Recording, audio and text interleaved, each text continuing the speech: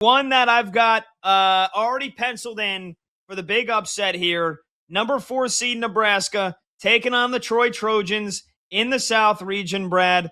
I'll let you go first here because I don't think you're as nearly as confident in the Troy Trojans as I am. This one, 12:40 p.m. Eastern on Thursday at the Paycom Center in Oklahoma City. So not too much travel for both of these southern-based teams. I know Nebraska in the Midwest, but, again, not going to Oklahoma City, not too far travel from Lincoln. Same thing for the Troy Trojans. And, you got Troy, the champions of the Sun Belt Conference, which they finished on top of in the regular season as well. An offense that averages 80 points per game going up against Nebraska. Remember, they started 20-0, 6-6 in their last 12 games. It's a team that's kind of sputtering. But, Brad, I think Troy wins this game. I'll let you go first before I give my reasoning. I think they are live dogs in this game. In fact, I think Troy's going to cover. Nebraska, again, folks, has never won an NCAA tournament game in school history. So they have that on the line. I thought it was going to be a foregone conclusion earlier this year, but they have fallen on hard times. As you mentioned, that 500 record there down the stretch. They're a connected group, very well coached by Fred Hoiberg. Rank mass is going to be absolutely critical in this game because Nebraska is not a very good rebounding team, and that's the strength of Troy is generating those second chance opportunities. They're getting that offensive rebound on 38% of their possessions. Nebraska is a very good defensive team overall. They're top 10 adjusted defensive efficiency over their last 11 games. They haven't shot the ball all that well, though a decent 34.9% from distance.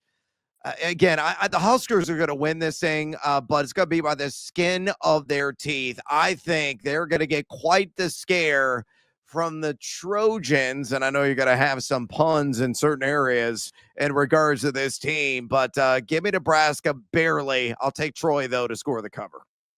Yeah, I like Troy. I mean, this is a team that shoots nearly half their shots from beyond the perimeter. And that's kind of the game is going more and more in that direction. We see it in the NBA, and that kind of trickles down to college basketball because players want to go to programs they think they can prepare them for the NBA, whether they have a realistic shot of playing there or not.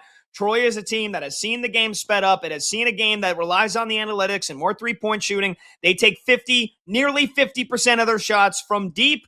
They have struggled to shoot it. I mean, they only shoot it at 33%. So if there is one team, though, that you can rely on some variance that has good guard play, and I talked about him the other day, Victor Valdez, 6'7", going up against these smaller Nebraska guards, I think he can really force them into some issues. And then their three-point shooters, the Campbell bros, Cooper and Kobe Campbell, if they can knock down some trays, I think Troy, the Troy Trojans knocking down the trays. There's alliteration in there. There's sexual innuendo, whatever you want to talk about it.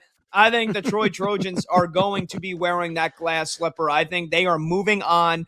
I know Nebraska Cornhuskers fans, they've been dying for that first ever tournament win, and you thought at 20-0 it was coming. But, Brad, you mentioned this offense has gone down the drain. 112th in offensive efficiency, according to Bart Torvik, in their last 13 games. I do not trust this team to be able to score. So you got to hope Fred Hoiberg's guys can really dig their claws in defensively.